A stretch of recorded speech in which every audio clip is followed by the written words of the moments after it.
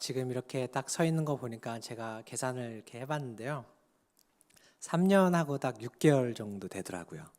예, 제가 고별 설교를 수요일 날 하고 떠나고 나서 한 3년하고 6개월이 되었는데, 이 자리에 서서 또 이렇게 하나님의 말씀을 우리 또 오클랜드 주님의 교회 성도님들과 함께 말씀을 나누는 게 되게 또 설레기도 하고요. 또 꿈인 것 같아요. 사실 아직도. 그래서 박기훈 목사님과 함께 커피를 한 잔 마신 것도 꿈 같았었고요. 또 여기 교회에 왔을 때, 또 교회에 앉았을 때, 또 항상 계시던 우리 장로님들도 이렇게 뵀었을 때 꼭 꿈만 같은 생각들이 계속 들어집니다.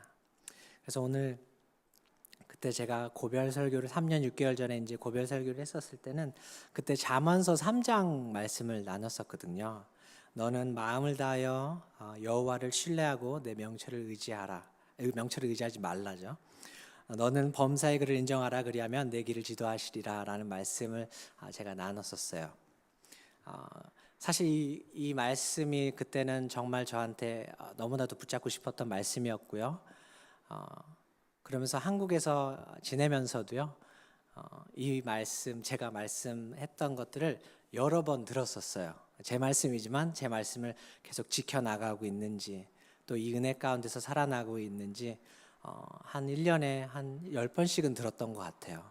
기억날 때마다 또 오클랜드 주님의 교회 성도님들 나눴던 은혜들을 또 기억하면서 이 말씀을 했었는데, 내가 내 명철을 의지하지 않고 내 마음을 다하고 여호와를 신뢰했는지, 이런 질문들을 3년 동안 계속 그렇게 질문들을 해왔었는데, 그럴 때마다 매년, 매달, 매해 실패하더라고요. 실수하더라고요. 지키기가 참 어렵더라고요. 제 명철을 더 의지하게 되고, 제 경험들을 더 의지하게 되고, 신뢰하게 되고, 여호와를 의지하기보다는 당장 내 앞에 도움을 줄 수 있는 사람한테 다가가는 저의 모습들을 보면서 참 많이 낙심도 했었던 것 같습니다. 그러면서 성도님들이 더 많이 생각났어요. 말씀을 전하는 사람들도 이렇게 참 말씀을 가지고 스트러글링을 하는데, 또 우리 성도님들은 또 어떠한 삶을 살아나가고 계실 수 있을까? 성도님들이 훨씬 더 저보다 또 신앙의 선배시고 하시니까 더 잘하실 거라고 믿습니다. 그래서 오늘 본문 말씀 요한복음 13장의 말씀을 나누면서 바라건대, 또 기도하건대, 이 말씀이 그냥 스쳐 지나가는 말씀이 아니라 저희들로 다시 한번 살게 할 수 있는 그런 말씀이 되기를 또 소망하는 마음에 묵상한 것들을 우리 성도님과 함께 나누기 원합니다. 제가 한번 본문 말씀 다시 한번 읽어드릴게요. 새 계명을 너희에게 주노니 서로 사랑하라. 내가 너희를 사랑한 것 같이 너희도 서로 사랑하라. 너희가 서로 사랑하면 이로써 모든 사람이 너희가 나의 제자인 줄 알리라. 앞서 말씀드렸던 것처럼 우리 성도님들은 이 새 계명, 예수님께서 제자들에게 주셨던 이 새 계명을 잘 지키고 계시는지요? 이 새 사랑의 계명을 잘 지켜내고 계시는지요? 사랑이란 무엇일까라는 생각을 해보기도 하고요. 과연 이 사랑, 예수님께서 말씀하셨던 이 사랑을 지켜낼 수 있을까? 행할 수 있을까? 그걸 삶 가운데 끌어낼 수 있을까? 예수님께서 사랑하셨던 그 희생적 사랑을 내가 과연 살아낼 수 있을까? 그러니까 저의 삶을 되돌아보면 불가능할 것 같아요. 요즘 젊은 사람들은 사랑은 없다라고 얘기도 해요. 어느 TV에 보니까 사랑은 종족 번식을 위한 생물학적 반응 이런 거라고 얘기도 한 것들을 봤습니다. 이 하나님께서 원하시는 이 사랑은 도대체 무엇일까라는 생각을 함께 해보기 원합니다. 예수님께서는 내 이웃을 내 몸과 같이 사랑하라라고 얘기하셨습니다. 너의 이웃을 나의 몸과 같이 사랑하라. 이는 내가 내 몸의 유익을 위해서 살아가듯이, 내 가족만의 유익을 살아가듯이 이웃을 위해서, 내가 모르는 사람을 위해서, 혹은 나의 도움이 필요한 사람을 위해서 희생할 준비가 되어 있어야 한다라는 말씀이죠. 그 뜻은 남을 위해서 용서할 수 있어야 한다라는 뜻입니다. 남을 위해서 때론 포기해야 할 수도 있다라는 것입니다. 그리고 이웃을 위해서 때로는 실패를 겪어야 할 수도 있다라는 것입니다. 그렇다면 이 말도 안 되고 불가능할 것 같은 이 계명을 예수님께서는 왜 우리에게 이렇게 새 계명으로 주셨을까? 그런 질문들이 들기도 하면서도 원망스러우면서도 답답한 마음이 계속 들었어요. 나의 원수를 사랑하는 것보다, 나를 싫어하는 사람을 사랑하는 것보다 차라리 물을 포도주로 만드는 게 더 쉬울 것 같고, 내가 정말 미워서 때리고 싶어서 절대 보고 싶지 않은 그 사람을 사랑하는 것보다 예수님처럼 물 위를 걷는 게 더 쉬울 것 같은 그런 사회에 우리가 살고 있잖아요. 그리고 우리가 그런 교회들을 많이 만나게 되잖아요. 주님은 또 말씀하시죠. 그래도 서로 사랑하라. 누가 또 오른뺨을 때리면 또 왼뺨을 주어라 라고 얘기도 하죠.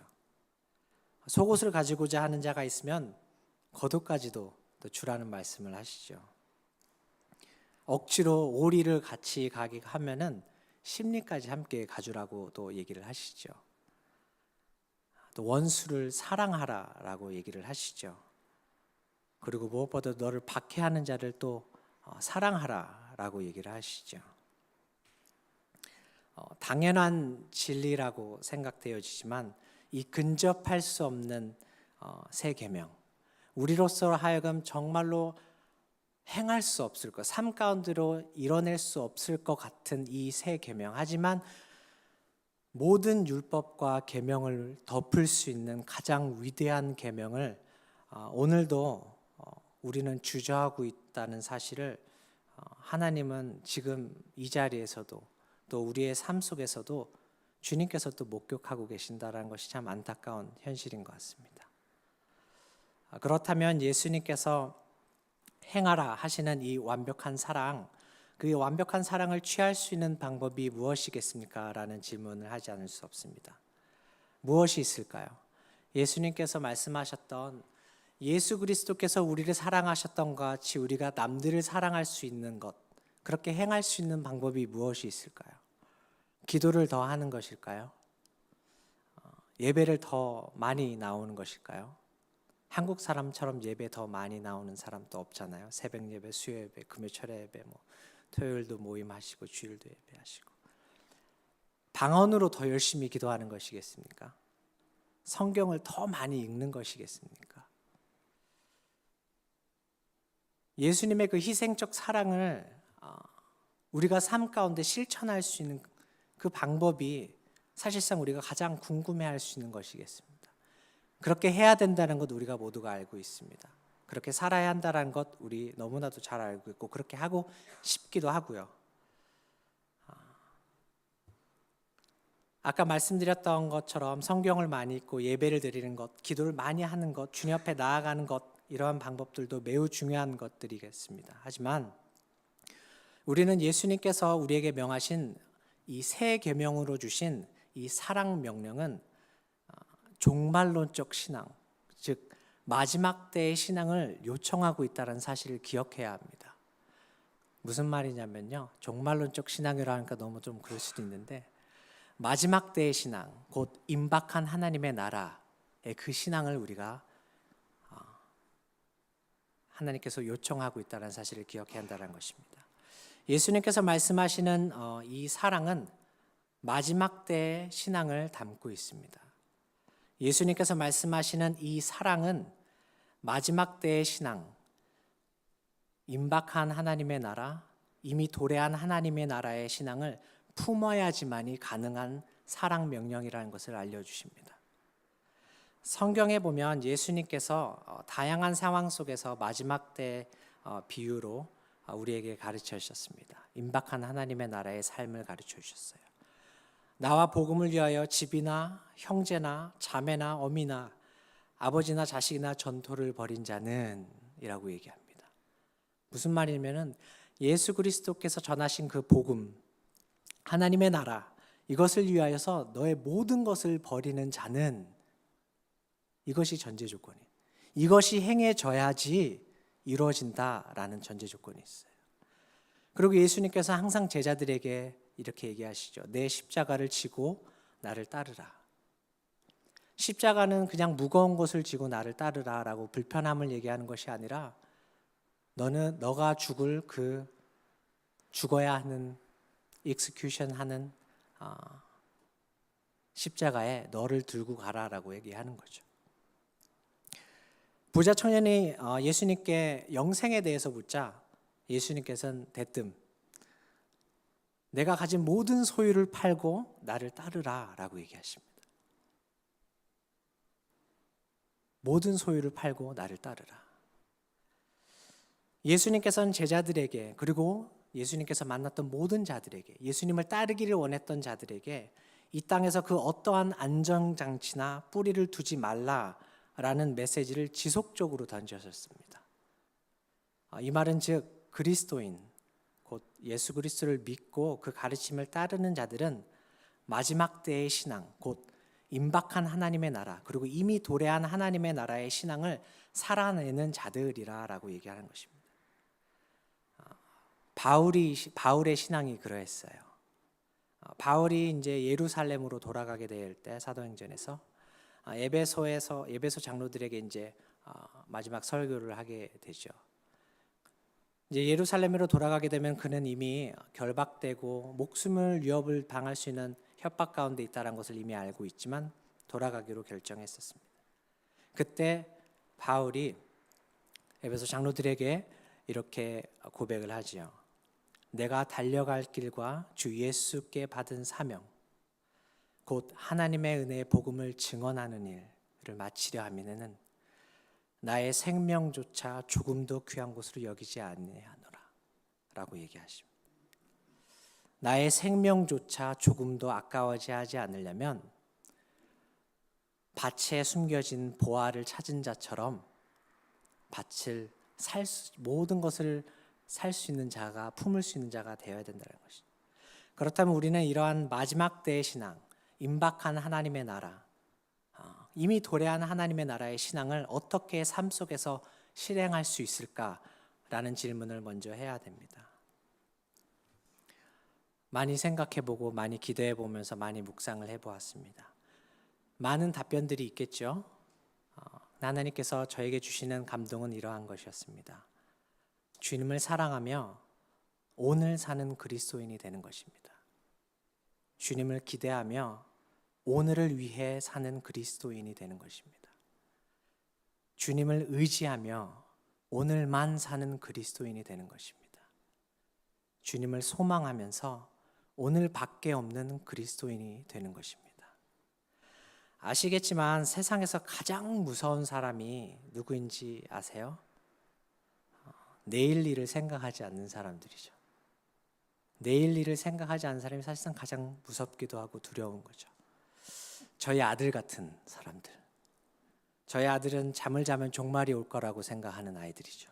그래서 저희 아들은 내일도 놀고 모레도 놀고 글피도 놀 그런 스케줄에 있음에도 불구하고 꼭 오늘 더 놀아야 하는 그런 아이들. 오늘 노는 게 더 중요한 아이들. 오늘 이 순간이 더 중요한 아이들. 내일은 더 중요하지 않아요. 우리 아들한테는 지금 노는 게 더 중요한 거예요. 오늘 노는 게 그들에게 최고인 거예요. 실제로 성경은 하나님의 자녀로서 사는 법, 하나님의 자녀로서 살아내는 법에 대해서 여러 번 또 언급하고 있습니다. 이스라엘 백성이 애굽 땅에서 나와서 광야에서 하늘로부터 만나를 얻게 되죠. 하나님께서 허락하시게 되시죠. 그때 하나님께서 백성들에게 말씀하십니다. 오늘 먹을 것만 챙겨라. 내일을 위해서 챙겨두지 말라라고 얘기하십니다. 행여나 내일을 위해서 챙겨줬던 자들에게는 어떻게 되었죠? 썩어버렸죠. 하나님 자녀로서 이렇게 사는 방법들을 가르쳐 주십니다. 예수님께서는 복음을 들으러 모인 자들과 제자들에게 내일 일을 염려하지 말라라고 기도하셔요. 내일 걱정은 내일 하고 오늘의 염려는 오늘로 족하다라고 얘기하세요. 예수님은 내일은 없으셨을까요? 예수님도 내일이 있으셨죠. 예수님은 내일이 걱정 안 되셨을까요? 예수님도 걱정하셨죠. 예수님이 마지막 만찬을 하실 때 하시기 전에 이제 기도를 하시잖아요. 겟세마네 동산에서 피눈물을 흘리면서 기도하시. 이 잔을 돌리실 수 있거든 그렇게 해주십소서. 3번 기도하시잖아요. 예수님도 따지고 보면 내일을 걱정하셨을 수도 있을 것 같아요. 하지만 내일 일을 걱정하지 말라. 오늘 일은 오늘 염려로 충분하다. 공중의 새를 보래요. 얼마나 한 사람들이 내일을 걱정하는 마음들이 있으면 새까지 동원해서, 새들은 심지도 않고 거두지도 않는다라고 얘기하시면서 그런 비유로 하물며 너희랴 라고 얘기하시죠. 먼저 그의 나라와 그의 의를 구하래요. 너희들 것을 구하지 말고 하나님의 나라를 먼저 구하래요. 여러분, 하나님을 사랑하고 마지막 때에 임박한 하나님의 나라의 신앙을 가지고 오늘을 사는 자, 오늘만 사는 그리스도인은 두려움이 없습니다. 하나님을 의지합니다. 용서 못할 원수가 없습니다. 사랑 못할 경계가 없습니다. 곧 떠날 사람처럼, 더 이상 보지 않을 사람처럼 내 육과 내 이웃을 내 몸과 같이 사랑할 수 있는 그러한 파운데이션이 우리 가운데 있게 됩니다. 마지막 때의 신앙, 임박한 하나님의 나라의 신앙, 이미 도래한 하나님의 나라의 신앙, 이 신앙을 가지고 오늘을 사는 그리스도인은 사단이 가장 두려워하는 영의 사람입니다. 왜요? 왜일까요? 왜 사단은 이러한 임박한 하나님의 나라의 신앙을 가지고 있는 자들 두려워할까요? 회복이 일어나거든요. 사랑이 그들 가운데서 일어나거든요. 그들이 회방 놓았던 모든 것들이 회복되어지고 사랑으로 더딥혀질 수 있거든요. 왜냐하면 임박한 하나님의 나라의 신앙을 가지고 있는 자들은 희생하는 자들이거든요. 그 희생을 통하여서 사람들이 세워지거든요. 사단은 예수께서 우리를 사랑하시고 임박한 하나님 나라를 선포하시며 오늘만 사시며 자신을 희생하면서 하나님의 나라를 세우셨기 때문에 두려워할 수밖에 없습니다. 그렇게 교회를 세우셨기 때문에 두려울 수밖에 없습니다. 그렇게 구원의 사역을 만드셨기 때문에 두려울 수밖에 없습니다. 그렇게 세상의 권세를 뺏어 오셨기 때문에 두려울 수밖에 없습니다. 새 계명을 너희에게 주노니 서로 사랑하라. 내가 너희를 사랑한 것 같이 너희도 서로 사랑하라. 우리가 이 계명을 지키기 어려운 것은 나만을 위한 내일을 생각하기 때문입니다. 마치 오늘에 족하지 않고 내일의 만나를 쟁겨놓으려고 했던 광야에서의 이스라엘 백성들과 흡사합니다. 이렇듯 임박한 그리고 도래한 하나님의 나라, 곧 마지막 때의 신앙 없이는 예수님의 가르침에 순종할 수 없습니다. 제가 이 말씀을 묵상하면서 다시 한번 예수님께서 이렇게 얘기하셨던 그 계명들을 다시 한번 묵상하면서 봤어요. 어려워요. 예수님의 계명들은 보면 정말 곧 떠날 사람처럼 하지 않으면 불가능할 것 같은 계명들만 주고 가신 것 같아요. 내일은 만나가 내리지 않을 거라고 생각하는 그런 불신앙, 내일은 하나님의 나라가 도래하지 않을 것이라고 하는 그런 불신앙이 우리로 하여금 욕심을 일으키고 자신의 안위만을 위하는, 더 나아가 도대체 내가 누구의 제자인지 알 수가 없는 그러한 자가 되게 되죠. 사랑하는 주님의 교회 성도 여러분, 주께서 이렇게 말씀하십니다. 내가 너희를 사랑한 것 같이 너희도 사랑하라. 내가 너희를 사랑한 것 같이 너희도 서로 사랑하라. 바로 오늘이 임박한 하나님의 나라이고 이미 도래한 하나님의 나라입니다. 오늘 서로 사랑하시길 바랍니다. 그리고 오늘 서로 용서하실 수 있길 바랍니다. 노벨 평화상을 받았던 마더 테레사가 남겼던 말들이 있는데 한번 읽어드릴게요. 난 결코 대중을 구원하려고 하지 않는다. 난 다만 한 개인을 바라볼 뿐이다. 난 한 번에 단지 한 사람만 사랑할 수 있다. 한 번에 단지 한 사람을 껴안을 수 있다. 단지 한 사람, 한 사람, 한 사람씩만. 따라서 당신도 시작하고 나도 시작하는 것이다. 난 한 사람을 붙잡는다. 만일 내가 그 사람을 붙잡지 않았다면 난 4만 2천 명을 붙잡지 못했을 것이다. 모든 노력은 단지 바다에 붓는 한 방울의 물과 같다.